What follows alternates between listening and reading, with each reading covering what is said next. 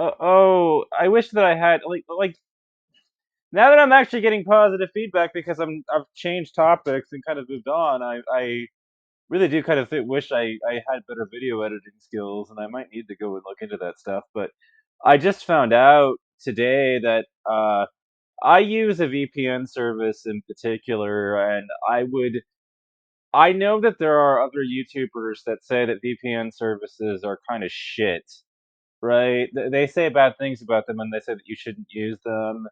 Other channels will say the same. Will say the same thing about it. I would argue with them though, and what you're being heard by these guys by saying, just be careful about what VPN company you actually pick, right?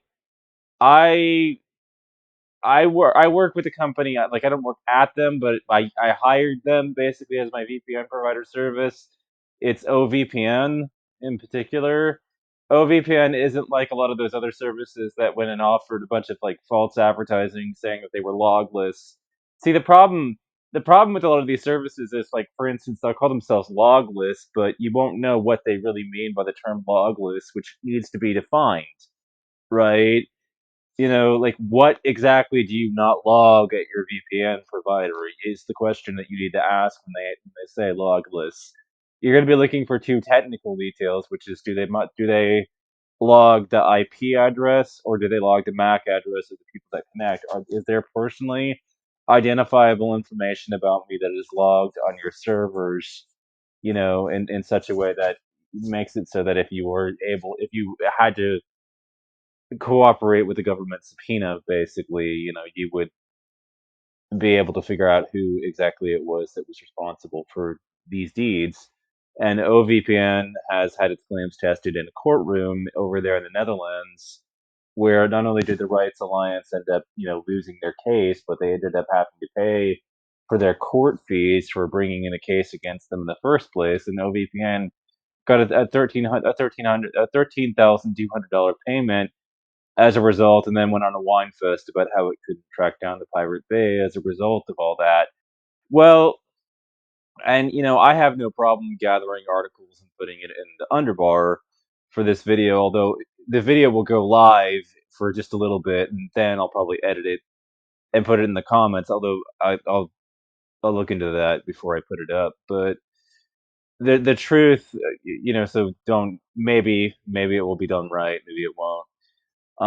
But I don't know ahead of schedule. But the thing is that OVPN has just their client, right? Like they have a client that they give you, and that client just got updated. And what's so crazy good about these guys is that they use multi-hop technology. Now, I personally wish that we were able to multi-hop more than just two jumps, but they give us two jumps as far as how they route our data around, so you can bounce your traffic from one country on the other side of the planet to another country on the other on quite another different side, a different hemisphere or a different like quadrant of the country, you know entirely. And so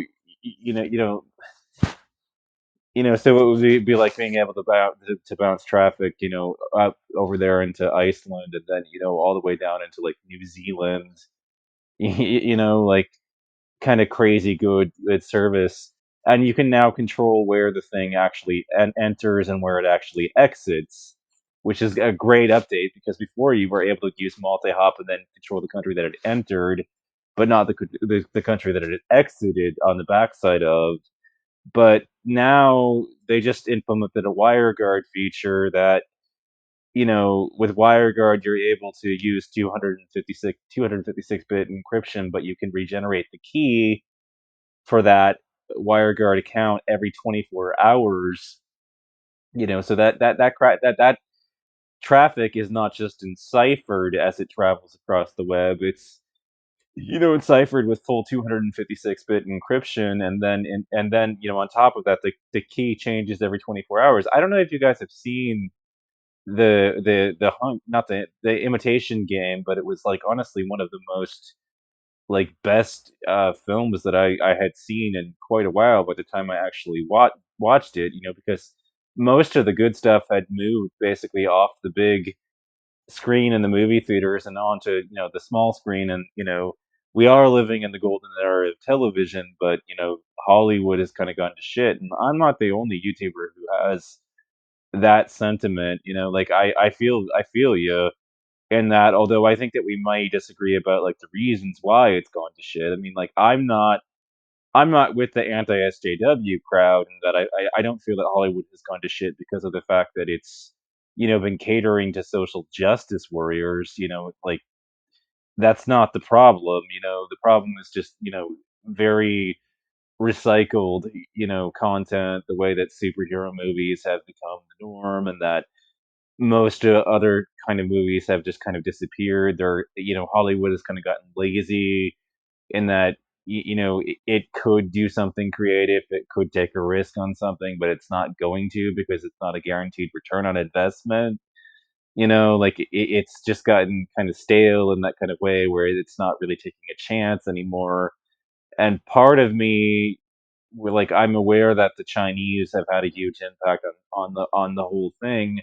They've had an enormous impact on the sector that has changed things so that they're trying to market to people in China, which has what translates cross culturally and is able to cross that boundary as effectively as possible. It's going to be superhero movies. I mean, romantic comedies are going to be subject to differences culturally in a way that's much bigger than it would be if it were otherwise. And like any other kind of movie is being crowded out by this whole thing. And so I'm not a big fan of the whole Marvel's plan to expand things into another generation into it. I mean, like after I think about the third Spider-Man film, I had been you know I was basically done. I mean, it was X-Men and Spider-Man for me. Although I did kind of tune in for Batman with Nolan, which I thought was exceptionally well done. But other than that, I just haven't been really interested much as far as the movies are concerned. I kind of grew past all that. Although to be honest, I kind of not really, but I moved east with my sentiments as far as superhero kind of stuff is concerned. So yeah, I mean, there's a lot of that kind of thing, but it's mostly Japanese anime that I watch. Now rather than the Western the Western world as far as entertainment is concerned in the superhero scene. And I've just found Japanese anime to be a lot more engaging in that regard. So yeah, I do have an anime profile picture, but I kind of try to avoid because I look at the anime community that's out there and I see a lot of toxicity. I mean, I hang out in some of the worst corners of the web personally as far as anime is concerned, and I see some of the worst takes coming from anime fans. I mean, I see like I want to like put my head down in embarrassment from a lot of the things that those guys say. Like I've seen some of them say nuke the cities, nuke Portland. I mean, I don't think that like Red America is like even aware of how much like the democratic cities in this country like if you do research, you can find that the democratic cities that they love to bash on the most are the ones that are basically footing the bill for all of Red America because it's one country. I mean, we are one country as it is currently, and the blue cities that they love to bash that have crime problems are also the same cities that are providing like all of the money for Red America. And for me, I've been saying this for a long time, but given that that's the reality, I've been wanting to just allow the blue cities to spend their money solving their own problems instead of having to pay tribute to people that are giving the middle finger to the whole concept of handouts and everything. Well, if you hate handouts so fucking much, why don't we just stop, and cut off the financing to Red America and let them starve, And with these people that are basically saying nuke the cities. I mean, it's like, you do that, what's going to happen is that there's not going to be all that funding that keeps Red America afloat. I mean, you guys would love to see it disappear because of the fact that of how we affect the elections, but we're also the ones footing the bill for everything out here in the blue parts of the country. I mean, that's just the reality. I know I know that you guys like. I know you guys like to live. You don't like living in reality. You don't like being a member of the reality-based community. But I I am a member of the reality-based community, and that's the truth. It comes out in article after article after article if you actually care to look for it. But so many of these people are, they're shopping for news outlets that will feed them the comforting lies that they want to believe. Rather than the actual truth as far as that's concerned. So, but OVPN boss base change there definitely gets a big thumb up for me for, changing that. The Imitation Game was one of the better films of the 21st century. I loved it. And if you don't know the premise of what the Imitation Game is about, it's about how Alan Turing cracked the Enigma machine. And basically it's about signals intelligence and the forerunners of the CIA and NSA. It's about how military intelligence and everything, and about how you know what I'm trying to say is that it's about signals intelligence in the military and everything, as in and their formation stories, and the first computers that ever existed and how they were basically invented to crack encryption.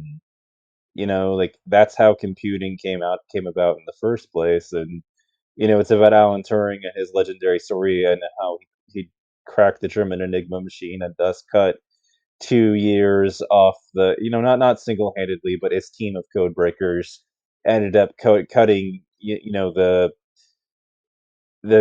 war, by 2 years, like as a team, just single handedly, a couple dozen mathematicians and he, everything over there at Bletchley Park, and was not actually all that big at the end of the day, like not that big of a team, but they were incredible. These people that managed to put this together and everything, and what they managed to do during the war and all of it, and it was all now starting to come out, so that those of us that were parts of the general public could get access to seeing what it was that really happened, so that we could see just like how much impact that math could potentially have. And I was enthralled by the show. I found it to be quite engaging, and then now I'm looking at OVPN and its changes, and not only can I control which country it enters the tunnel from, but I can control which one it exits in, which is great. And then, the encryption that's on it is now a full 256-bit, which if other YouTubers that have talked about that kind of encryption is right, will not be cracked for the next 20 plus years. And then there's a key that regenerates every day. And so in the Imitation Game, that was part of the whole problem with the Enigma, is that they changed the configuration up, you know, every 24 hours.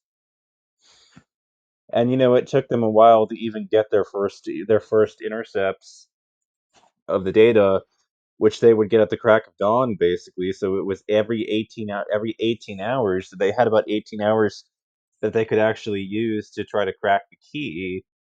Originally it was what they were saying, and so it wasn't even the full 24 hours, because they didn't even intercept things for quite a while.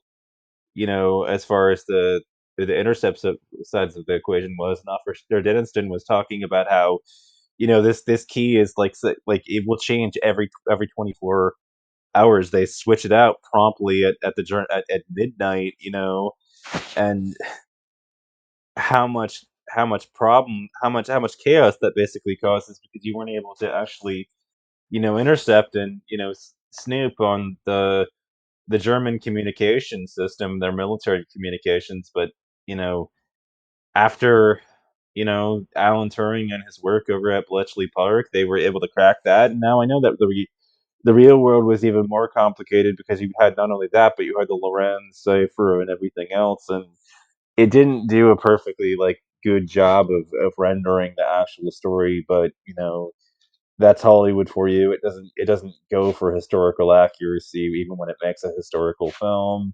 It goes for entertaining its audience, but it really kind of set my mind on fire. And now I'm looking at OVPN, and they've got a key that regenerates every 24 hours, and I'm like, wow. And it's 256-bit, which even the world's like best supercomputers can't brute force their way through, and will not be an issue for the next 20 years. We use better encryption than the NSA itself is relying on too, with Cha-Cha 20 poly, you know, like whatever that algorithm is. But it's insane. It's an even better algorithm than the AES algorithm, and it's 256 bits, which it's so future proofed. It's insane. With a key that is basically going to change every 24 hours, which means that it's even worse. Semi traffic, by the time you break one day's of traffic, you have to break the next day's traffic, and then the next, and then the next, and then the next, and the next. It's awesome. It's just absolutely freaking brutal what they just did. And then I started emailing them, hey, I know that Serpent as an algorithm is even slower, but it's 2 times faster. It's 2 times more secure than AES. Why don't we go over to 256-bit Serpent, as our algorithm? Then that will cause real headaches for anybody that's trying to snoop on things.